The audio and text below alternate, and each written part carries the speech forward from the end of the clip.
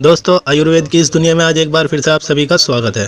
आज की ये जानकारी बहुत ही ज़्यादा कमाल की होने वाली है, क्योंकि आज इस जानकारी के बारे में मैं आप सभी से बात करने वाला हूँ पटकंडा के बारे में।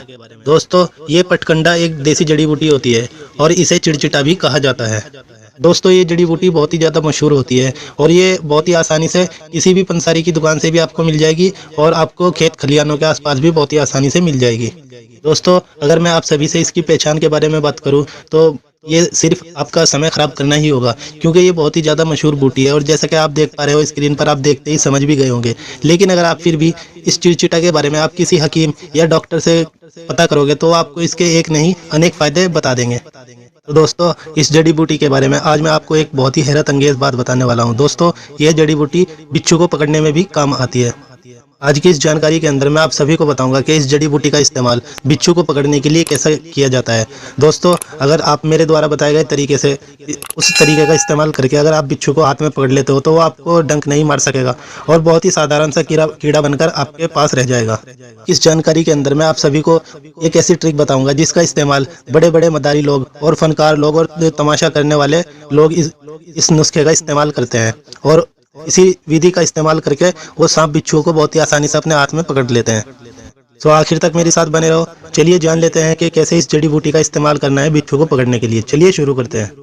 दोस्तों, आपको एक बड़ी सी मोटी सी ताजी सी मूली ले लेनी है और फिर उस मूली को कूट पीस कर छीट पीट कर उसका रस निकाल लेना है और फिर उस रस में इस जड़ी बूटी को यानी कि चिड़चिटा की जड़ को डाल देना है और फिर आपको उसको एक दिन तक के उसी मूली के पानी में पड़ा रहने देना है और फिर उसको अगले दिन उसी मूली के पानी में पड़ा रहने देना है और फिर उसको तीसरे दिन मूली के पानी में से बाहर निकाल देना है और फिर उसको एक दिन के लिए सूखने के लिए छोड़ देना है और फिर दोस्तों उस चिड़चिटा की जड़ को चौथे दिन फिर से मूली के पानी में डाल देना है और फिर पांचवें दिन उसको जड़ को वापस मूली के पानी से बाहर निकाल देना है।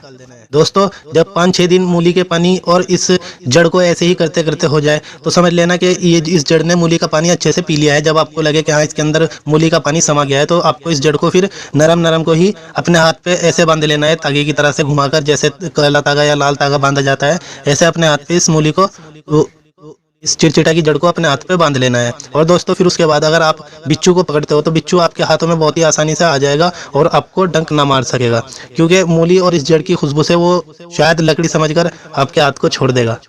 दोस्तों, ये नुस्खा बहुत ही ज़्यादा मुफीद है और काफ़ी सारे हकीम और बुद्धिमान व्यक्तियों के द्वारा पास किया हुआ है। आज के लिए सिर्फ इतना ही।